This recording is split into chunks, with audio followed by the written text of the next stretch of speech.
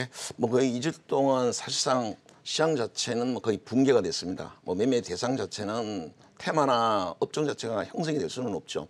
다 거의 급락을 해 있는 상황이고, 다행히 그래도 시장이 좀 금년을 좀 살아나면서, 역시 살아나니까 그동안에 많이 하락을 했었던 뭐 바이오나 전기차나 시장 주도주라고 생각됐던 종목군들이 많이 올랐죠. 그런 종목을 특별히 이 자리에서 매매를 해야 될다라기보다는 갖고 있는 분들이 손실을 좀 많이 하는 수준이지 뭐 애써 들어가서 꼭 먹어야 되는 뭐 그런 장은 아니었던 것 같습니다. 오히려 지수와 조금 무관했었던 종목군들이 몇 개 급등한 게 있는데, 자 전체적으로는 뭐 업종 테마는 없었으니까 그 종목만 몇 개 좀 소개를 해보도록 하겠습니다.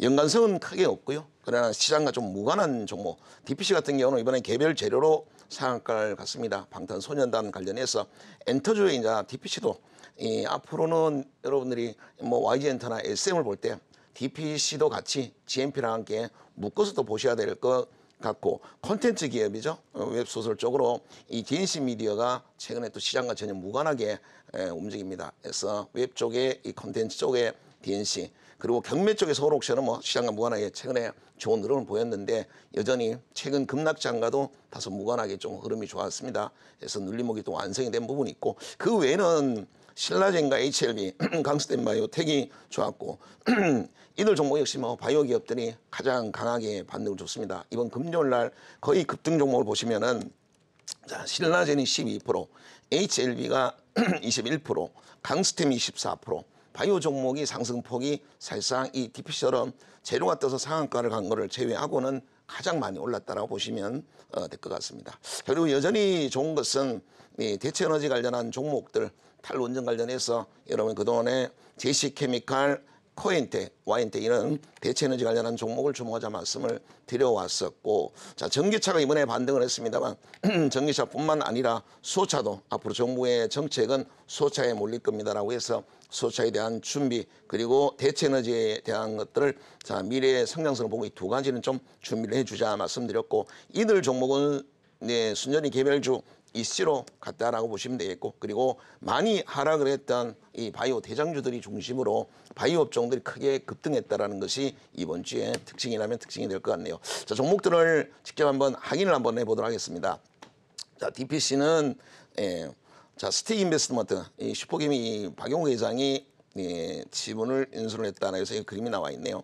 이 스틱 인베스트의 최대 주주죠. 지분을 100% 갖고 있는 게 DPC인데, 이번에 스틱 인베스트먼트가 이 창투사인데, 이번에 자 BTC가 소속되어 있는 빅히트엔터 지분을 1,000억을 샀어요. 그것 때문에 상한가를 갔습니다. 이런 재료 자체는 최근에 워낙 이 방탄소년단들이 워낙 기세 좋게 나가고 있기 때문에 아마 추가 상승도 가능성이 있습니다. 상한가가 나오고 난 이후에도 추가 상승이 가능성이 있어요. 혹여 다음 주 월요일이나 화요일 정도에 만약이라도 매물이 좀 나온다면 장중에 얼마든지 저점 트레이딩이 가능할 수 있지 않는가라 보여지고, 지금 현재 방탄소년단보다 더 하단 아이템은 없는다고 봐도 될 정도로 이 증권시장에서는 가장 센 테마다라고 볼 수가 있겠고, SM과 JYP 또 YG엔터까지 방탄소년단의 영향을 받아 전체적으로 엔터주 흐름이 죽어가던 엔터를 사실상 방탄소년단이 또 살린 측면도 좀 있습니다. 역시 이 한류 콘텐츠만한 이 독자적인 콘텐츠, 누구의 영향을 받지도 않고 미국, 일본 또 이 중국의 누구의 추격도 받지 않는 독자적인 콘텐츠는 역시 이런 엔터밖에 없다라는 것을 이 방탄소년단이 다시 한번 입증을 하게 됐죠. 그래서 SM에 대한 관심, 또 YG, JYP에 대한 재발견이 진행이 되고 있고, 그러다 보니까 앞으로 이 GMP 그리고 DPC, 이 방탄소년단에 뭔가 한 달이 거친 기업들은 이렇게 급등하는 모습을 보였습니다. 근데 이 경우는 스틱이 이번에 1,000억의 지분을 인수를 했기 때문에 여타 이 GMP처럼 뭐 콜라보레이션 제품을 만들었다 해서 그래서 올라가는 거랑 좀 차원이 조금 다르죠. 이제는 방탄소년단과 한 배를 탄 기업이 됐다라고 보시고, 그래서 이 재료가 상한가를 갈 만큼 충분히 가치 있는 재료였다라는 말씀을 좀 드리겠습니다. 갖고 있는 분은 만약에 월요일날 만약에 강세로 갔다가 꺾여서 시초가를 깨지는 자리가 나오면 절반 정도만 이익 실현하고, 없는 분들은 오히려 장중 저점 마이너스 5% 이하대에서 DPC는 트레이딩을 해보다가 수익이 나면 그때부터 스윙으로 가져가셔도 좋을 것 같고요. 여러분들이 잘 모르시는 종목이 될 겁니다.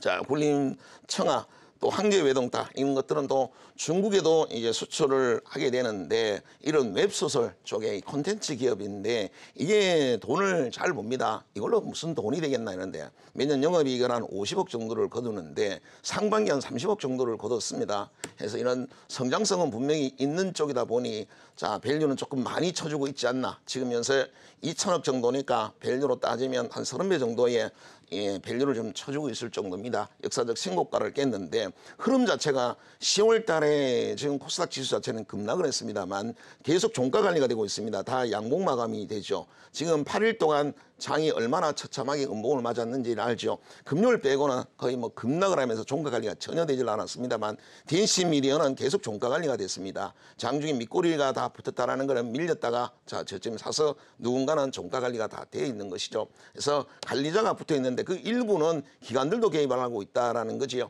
이런 종목들은 믿음을 주는 종목이다라고 보시면 되겠고 이 종목 같은 경우는 신고가를 자 깨기 위해서 징검다리 패턴들이 계속해서 나올 것 같습니다. 시장이 어느 정도 진정이 됐기 때문에 급락장에서도 신고가는 꺾였지만 급락장에서도 눌림목이 완성이 됐던 DNC 미디어가 자 장이 다시 살아나게 되면 신고가 돌파를 다시 시도할 것 같습니다. 그래서 트레이딩 좋아하시는 분들, 제노나 이슈를 갖고 단기 매매 좋아하시는 분들에게는 딱 맞는 종목이 DNC 미디어 그리고 DPC 이런 종목이었고 그런 종목이 역시 장이 안 좋을 때 머리를 딱 드는 뭐 낭중지추 같은 그런 종목군들이 딱 표시가 나는 종목군들이 있죠. 이 바이오 쪽에서는 오스코텍이 그와 같은 패턴인데 오스코텍을 한번 봐보시면은 자 대부분의 바이오는 거의 급락을 했습니다.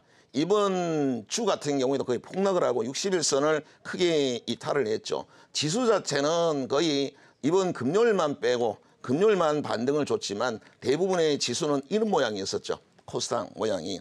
그런데 지금 이 오스코텍을 보면 60일선 이탈을 하지도 않았고 그 급락장에서도 매일 끌어올리려고 노력을 했습니다. 그러더니 결국은 시장이 돌아서니까 가장 큰 폭의 뭐 HLB를 빼고는 오스코텍이 가장 많이 올랐다고 봐도 될 정도로 무려 11%나 급등을 했습니다. 그래서 이렇게 올라가려고 누군가가 이 시장 때문에 누르고 있는 그런데 이 용수철을 눌려놓은 상황에서 빗장을 풀면 튀어나갈 수 있는 종목군들 이런 종목이 지금처럼 낙폭이 가대한 이 지수 자체의 급락을 했을 때 여러분들이 준비를 했어야 되는 뭐 그런 종목이라고 보시면 될 것 같습니다. 자, DNC 미디어를 다시 보죠.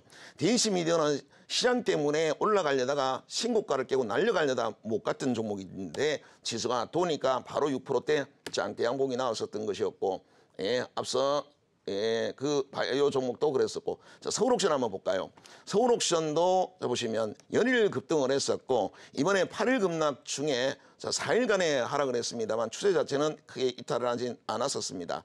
자, 근데 자 그러다 보니 60일선 여기 있습니다. 대부분 지수 자체는 60일선을 크게 이탈을 한 상황입니다만 서울옥션은 60일선 이탈을 하진 않았고 요 마지막 목요일날 음봉 요거 전까지만 하더라도 정말 견조하게 살았죠. 자 그러다가 마지막 이 목요일 날에 음봉이 하나 나왔습니다만 시장이 돌아서니까 그걸 금방 먹으면서 급등을 시켰습니다. 무려 서울옥션이 12%나 급등을 했습니다. 역시 시장보다는 좀 더 강하게 견조하게 견뎠던 종목들 시장은 폭락을 했습니다만 좀 견뎠던 종목들이 역시 이번 금요일 날 표가 나네요. 딱 그런 종목이 가장 강하게 올랐다라고 보시면 되겠고 이 바이오 쪽으로도 신라젠을 보죠.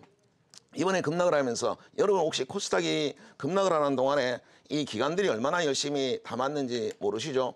기관들은 정말 열심히 6일 연속 기관들은 물량을 담았는데 그 과정을 보시면 가장 많은 물량을 담았는 게 바로 신라젠입니다. 떨어질 때마다 신라젠을 담았죠. 지금 104백을 지금 전 세계 40개국 거기 한 600여 명을 지금 임상을 하고 있는 중인데 그에 대한 물질에 대한 가치를 인정을 하고 있는 것이죠.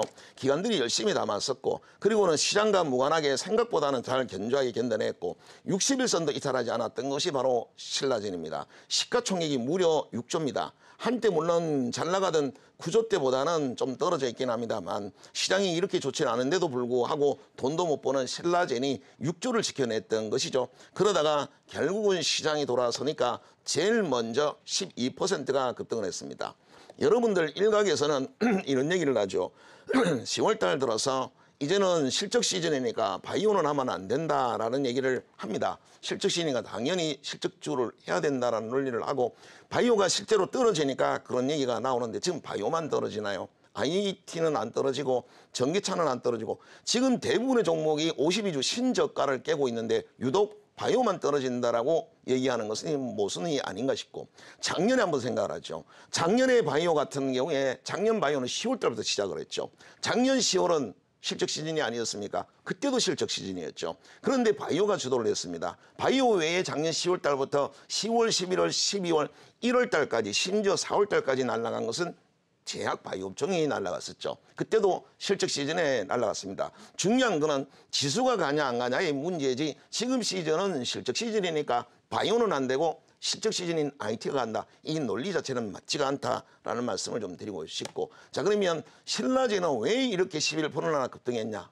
이건 어떻게 설명을 할 거고 기관들은 왜 이렇게 실적 시즌에 돈도 못 버는 신라젠 매년 영업이익을 500억씩 거의 1년에 평균 임상 때문에 500억의 적자를 내는 신라젠입니다.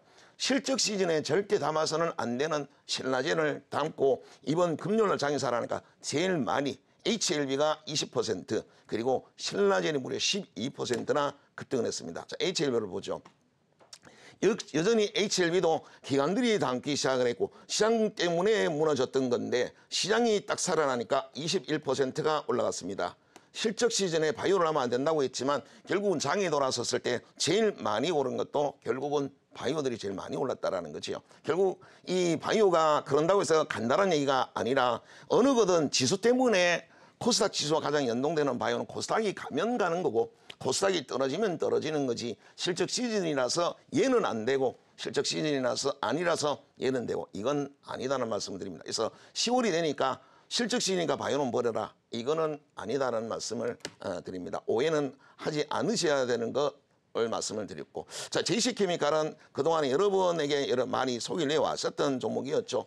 인도네시아의 오일팜 농장에 대한 기대가 저는 여러 차례 언급드렸고 2012년도에 이미 730억을 주고 인수를 했는데 지금 현재 그 한 5년 동안 내 농장을 지었고 6년 동안이네요. 내년부터는 본격적으로 수확도 합니다. 2분기는 영업이익이 1,400%를 증가를 했어요. 그런데도 지금 시가총액은 1,000억이 안 된다. 여전히. 물론 여러분한테는 800억대부터 지금 계속 말씀을 드리고 있네요. 해서 자, 이 대체에너지 쪽으로 제시케미칼 앞으로 이 바이오 디젤은 국가에서 의무적으로 정유사들이 바이오 디젤을 사서 써야 되는 상황입니다. 그러다 보니까 제시케미칼의 수익성은 계속 좋아질 거라고 보여지고 코인텍 이번에 고점에서 매물을 좀 받았지만 여전히 스팀 에너지, 대체 에너지 쪽으로 주목을 해야 된다는 말씀을 드렸고요. 그다음에 우리 산업과 EM코리아 수소차 관련한 종목군도 역시 시장이 살아나니까 다른 업종 종목보다는 확실히 수소차 관련한 종목도 반등이 좀 컸었다. 이런 말씀을 드리면서 급등 업종은 여기까지 하겠습니다.